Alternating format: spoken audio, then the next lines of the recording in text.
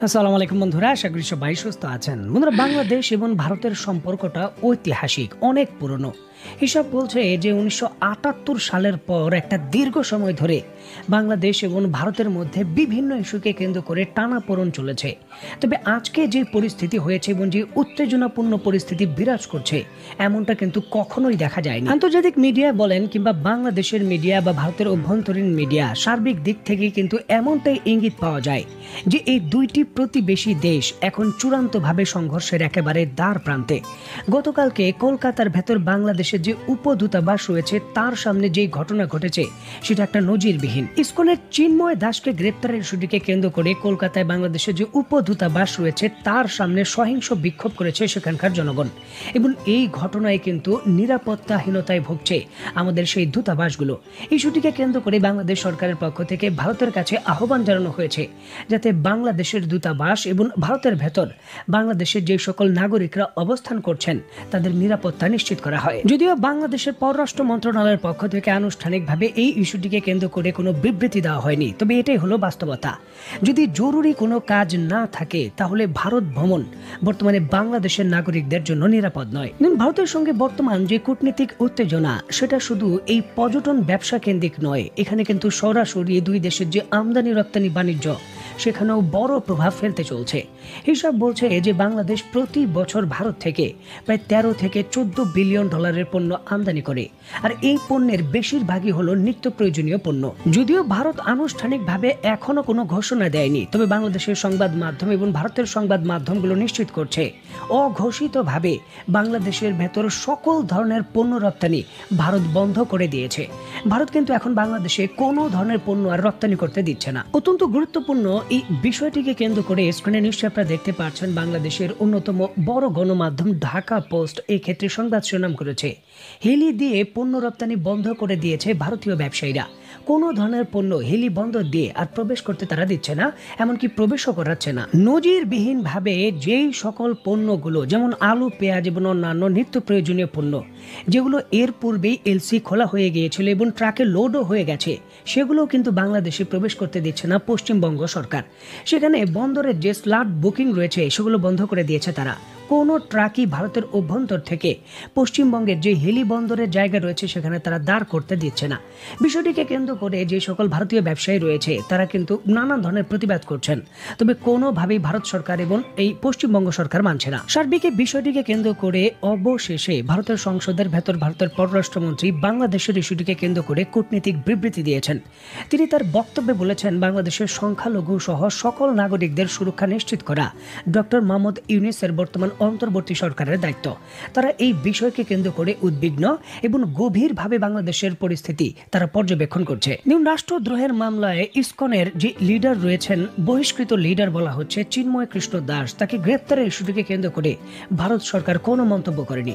তবে তারা জোর দিয়ে বাংলাদেশের ভেতর কথিতভাবে যে অভিযোগটা রয়েছে সনাতন ধর্মী এবং সংখ্যালঘুদের উপর আক্রমণ, সেই ইস্যুটাকে হাইলাইট করেছে এবং সেখান থেকে কিন্তু তারা সরে আসতে চাচ্ছে না।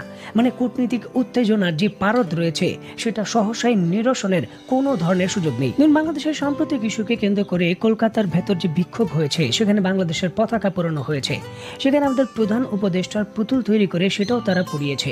সার্বিক বিষয়টিকে কেন্দ্র করে বাংলাদেশের পক্ষ থেকে স্টেটমেন্ট দিয়ে নিন্দা জানানো হয়েছে এবং ভারতের পক্ষ থেকে যে দাবিটা করা হয়েছে যে চিন্ময়ের আইনি অধিকার সেটা নিশ্চিতের কথা বলেছে বাংলাদেশ। এবং সার্বিক এই ইস্যুটিকে কেন্দ্র করে অবশেষে আমাদের যিনি আইন উপদেষ্টা রয়েছেন ডক্টর আসিফ নজরুল, তিনি কিন্তু তার মুখ খুলেছেন।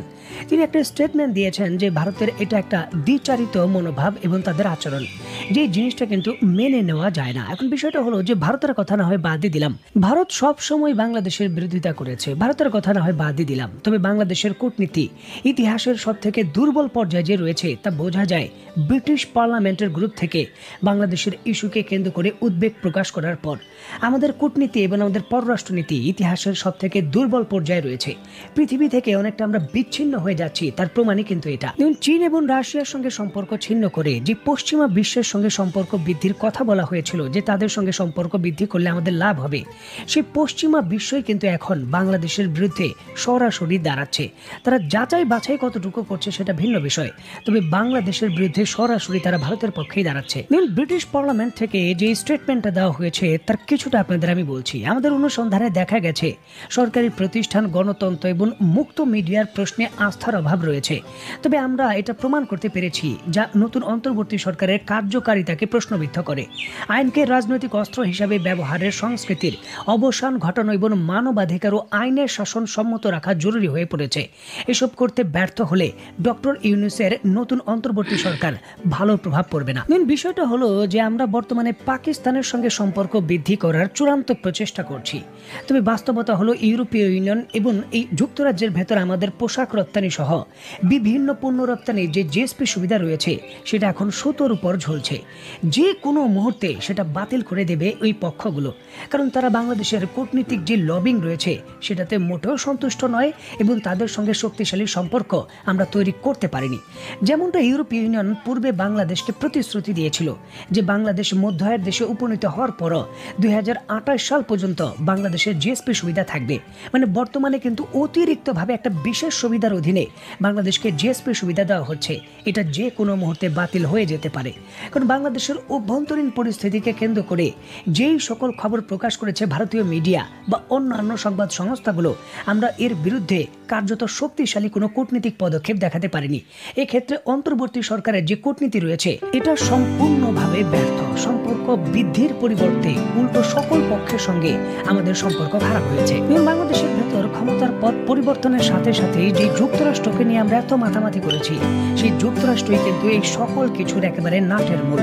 ভারতকে কূটনীতিক পেশি শক্তি দেখাতে সহযোগিতার অংশ হিসাবে যুক্তরাজ্যকে দিয়ে লবিং করছে যুক্তরাষ্ট্র, আর এই জিনিসটা এখন প্রমাণিত। শুধুমাত্র যে কূটনীতিকভাবে বাংলাদেশকে প্রচন্ড চাপে ফেলতে যাচ্ছে ভারত, বিষয়টা এখানে সীমাবদ্ধ নয়। ভারত সামরিকভাবে বাংলাদেশকে প্রচন্ডভাবে চাপে ফেলতে চলছে। মাত্র কিছুদিন পূর্বেই বঙ্গোপসাগরের ভেতর হাইপারসনিক মিসাইলের পরীক্ষা চালিয়েছিল ভারত, আর এরপর নতুন করে K4 নামক নতুন নিউক্লিয়ার ক্যাপেবল যে ব্যালিস্টিক মিসাইল সেটা ভারত সফলভাবে পরীক্ষা করেছে। বাংলাদেশের যে আন্তর্জাতিক জলসীমা রয়েছে সেখান থেকে খুব একটা বেশি দূরে নয়, সেখান থেকেই কিন্তু সাবমেরিন থেকে নতুন এই পরমাণু অস্ত্র বহনে ক্যাপেবল এই মিসাইলটি তারা পরীক্ষা চালিয়েছে।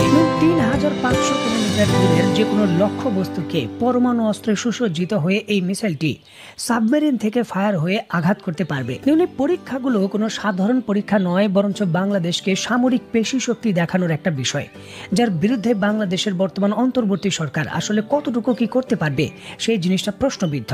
কারণ আমাদের ব্যাকগ্রাউন্ডে ব্যাকআপ হিসাবে শক্তিশালী কোনো সুপার পাওয়ার নেই। চীন অনেক আগে আমাদের পেছন থেকে সরে গেছে, সুতরাং আমরা এখন একাই দাঁড়িয়ে রয়েছি।